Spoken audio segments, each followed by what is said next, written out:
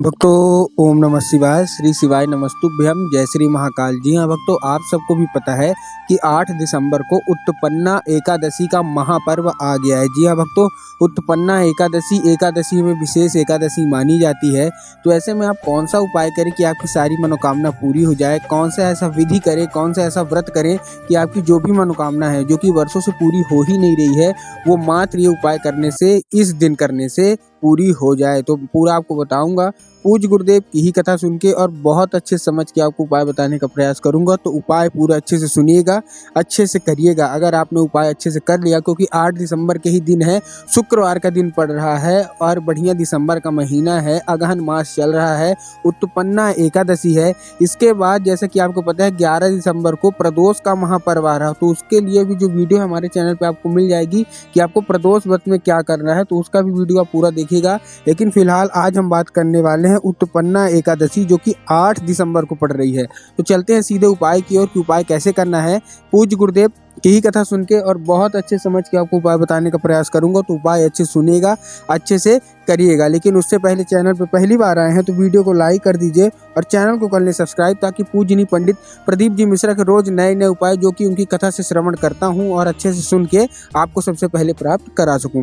तो देखिए, सबसे पहले आपको करना क्या है। सबसे पहले आपको लेना है गंगा जल। अब ये ध्यान से करिएगा, ये जो मैं आपको उपाय बताने वाला हूँ, एक कच्चा दूध का उपाय मैं आपको बताऊंगा, एक 3 बार नाम का उपाय बताऊंगा और एक गंगा जल से जो करना है, जो अभी लेटेस्ट में उन्हें पूज्य गुरुदेव ने बताया है, वो मैं आपको बताने वाला हूँ। तो सबसे पहले आपको क्या करना है, 1 लोटा जल। देखिए, ये करना कब है, एकादशी जब पड़ रही है, तो पूरे दिन में आप कभी भी कर सकते हैं। आपको करना क्या है, आपको लेना है 1 लोटा जल और बेलपत्री 5। ध्यान से करिएगा, बहुत ही सरल सा उपाय मैं आपको बताने वाला हूँ। लेकिन ये आपको शिव मंदिर में करना है, लेकिन कैसे करना है वो ध्यान रखिए। 2 जगह आपको अर्पित करना है। आपने 1 लोटा जल ले लिया, ठीक है, ले लिया। अब आपको क्या करना है, 5 बेलपत्र लेना है। अब जब आप बेलपत्र लेंगे तो आपको ध्यान रखना है कि बेलपत्र कहीं से कटा फटा नहीं होना चाहिए, टूटा हुआ नहीं होना चाहिए, खंडित नहीं होना चाहिए। बहुत सारे लोग इस चीज़ का ध्यान नहीं देते हैं और वो खंडित बेलपत्र ले लेते हैं, मुरझाया हुआ बेलपत्र ले लेते हैं। तो आपको ये नहीं करना। आपको क्या करना है, अच्छा हरा आपको क्या लेना है, बेलपत्र। अब आपने बेलपत्र ले लिया, बेलपत्र के साथ आपको चाहिए 1 लोटा जल, जो आपका घर का होना चाहिए। बहुत सारे लोग मंदिर से ही जल ले लेते हैं, वो आपको नहीं करना। आपको अपने घर से जल लेके जाना है शिव मंदिर। अब आप शिव मंदिर पहुंच गए। अब आपको क्या करना है, ध्यान से समझिएगा। आपको 1 लोटे जल में 5 के 5 बेलपत्र डाल लेने हैं, धो के अच्छे से 5 के 5 बेलपत्र आपने डाल लिया।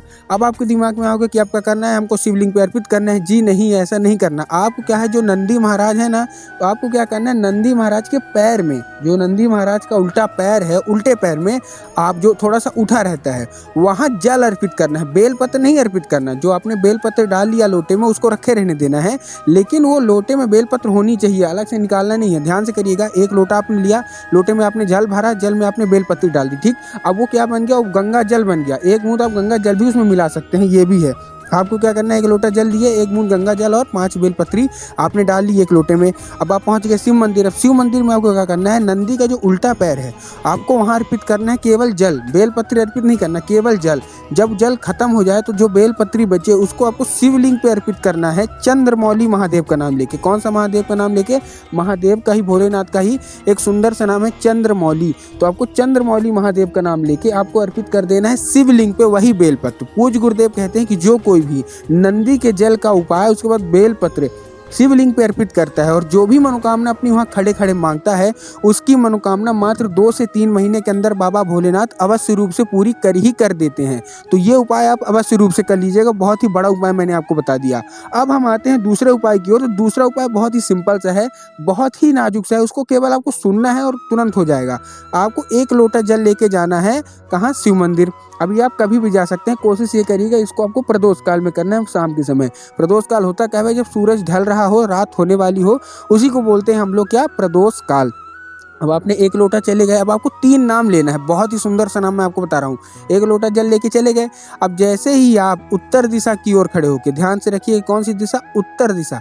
उत्तर दिशा में खड़े हो गए, उसके बाद आपको धीरे धीरे धीरे जल आपको शिवलिंग पे अर्पित करना है, एक नाम लेके, स्वधा। अब स्वधा आपको केवल 1 बार नहीं बोलना, 3 बार बोलना है। जैसे ही आप जल है, स्लो मोशन में आपको बिल्कुल अर्पित करना है, जल्दी जल्दी आपको अर्पित नहीं करना है, स्लो मोशन में आपको अर्पित करना है, धीरे धीरे धीरे करके। और आपको 3 बार स्वधा स्वधा स्वधा नाम लेना है। जब आपका जल खत्म हो जाए तो आपको क्या करनी, जो भी मनोकामना होगी, जो भी आपको वहाँ खड़े खड़े मांग लेनी है। पूज्य गुरुदेव कहते हैं कि ऐसा करने वाला व्यक्ति की जो भी मनोकामना होगी वो जल्द से जल्द बाबा भोलेनाथ पूरी कर ही कर देते हैं। अब ये तो हुआ दूसरा उपाय। अब देखिए बहुत सारे लोगों के कमेंट आते हैं कि हमको कोई ऐसा उपाय बता दीजिए कि बहुत कर्जा हो गया है, कर्जा दूरी हो जाए, जितने भी घर की समस्या है वो दूरी हो जाए, और माता लक्ष्मी का आगमन हो नहीं रहा तो वो दूरी, मतलब जो हमारा जो माता लक्ष्मी का आगमन नहीं हो रहा तो वो होने लगे। तो ऐसा कौन सा उपाय बताना है? तो देखिए ये एक पेड़ के नीचे आपको कच्चे दूध से करना है। कौन से पेड़ के नीचे, ध्यान से समझिएगा। ये एक पेड़ है, बहुत ही बड़ा पेड़ मैं आपको बता रहा हूँ। बरगद का आपने नाम सुना है? जी हाँ दोस्तों, आपको बरगद के पेड़ में उपाय करना है। कैसे करना है ध्यान से समझिएगा। आपको लेना है कच्चा दूध। अब आपने कच्चा दूध ले लिया, ठीक है। अब क्या करना है, आप कच्चा दूध लेके पहुंच जाइए कहाँ, बरगद के पेड़ के नीचे सोमवार के दिन सुबह सुबह, मतलब दोपहर तक भी चलेगा, शाम को ये नहीं करना है। सुबह से लेकर दोपहर तक आप कभी भी कर सकते हैं। आपने कच्चा दूध लिया, ध्यान रखिए कच्चा दूध लेना है, गाय का ही लेना है, माँ की मिलावटी दूध आपको नहीं लेना है, या फिर किसी भैंस का बकरी का भी नहीं लेना। आपको गाय का शुद्ध दूध लेना है, वो भी कच्चा पका हुआ नहीं होना चाहिए।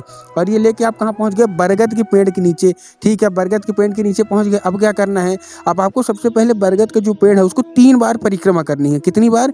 3 बार आपको बरगद की पेड़ की परिक्रमा करनी है। अब 3 बार आपने बरगद की पेड़ की परिक्रमा भी कर ली। अब जो बरगद जो आपने परिक्रमा की, तो एक चीज़ ध्यान रखिएगा, जैसे ही आप परिक्रमा करते रहेंगे, आपको परिक्रमा करते करते ही अपनी जो भी मनोकामना है वो मांगते रहना है। मतलब जैसे घूम रहे हैं परिक्रमा में, तो आपको मांगते रहना आपकी जो भी मनोकामना है।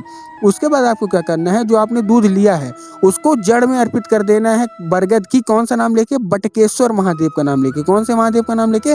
बटकेश्वर महादेव का नाम लेके आपको ये एकादशी के दिन कर ही कर देना है, ठीक है ना। किसी भी सोमवार को भी आप कर सकते हैं, लेकिन एकादशी को आप जरूर कर लीजिएगा, जो कि परसों शुक्रवार के दिन आ रही है, 8 दिसंबर को आ रही है। तो आपको क्या करना है, आपने पहले परिक्रमा की, परिक्रमा करते करते अपनी जो भी मनोकामना है वो मांग ली। मांगने के बाद आपको जो जड़ है, बरगद की पेड़ की जो जड़ है, आपको वहाँ अर्पित कर देना है। जो क्या है, दूध आपने लिया है, और उसके बाद बटकेश्वर महादेव का नाम लेकर ही अर्पित करिएगा। महादेव का एक सुंदर सा नाम है बटकेश्वर महादेव। तो बट के वृक्ष में जो कि उनका वास होता है, तो आपको बटकेश्वर महादेव का नाम लेके वो जो जल है वो अर्पित कर देना है बरगद की जो पेड़ है उसके जड़ में। पूज्य गुरुदेव कहते हैं कि मात्र ऐसा ही करने से, कुछ भी मत करिए, मात्र केवल इतना कर दीजिए, बरगद के पेड़ के नीचे बटकेश्वर महादेव का उपाय कर लीजिए। आपका जितना भी कर्जा है बाबा भोलेनाथ मात्र 2 से ढाई महीने के अंदर ही समाप्त कर देते हैं। जो भी आपके जीवन में उलझन होगी, जो भी आपके जीवन में तंगी होगी, जिससे आप बहुत परेशान हैं, पैसे का आवागमन हो नहीं रहा, माता लक्ष्मी आ नहीं रही,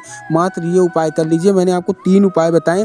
8 दिसंबर डेट याद रखिएगा, दिन शुक्रवार है, एकादशी का महापर्व है, तो आप ये उपाय अवश्य रूप से कर लें। तो उम्मीद करता हूँ कि आज के जितने उपाय थे आपको समझ में आ गए होंगे। बहुत अच्छे मैंने अपनी तरफ से उपाय बताए हैं। मैंने गंगा जल का बताया, उसके बाद 3 बार सौधा का बताया, और ये कर्जे का बताया। तो वीडियो अच्छी लगी हो तो वीडियो को लाइक करके चैनल को सब्सक्राइब, ताकि पूजनीय पंडित प्रदीप जी मिश्रा के रोज नए नए उपाय सबसे पहले आपको प्राप्त हो सके। और कमेंट बॉक्स में हर हर महादेव अवश्य रूप से लिख दें।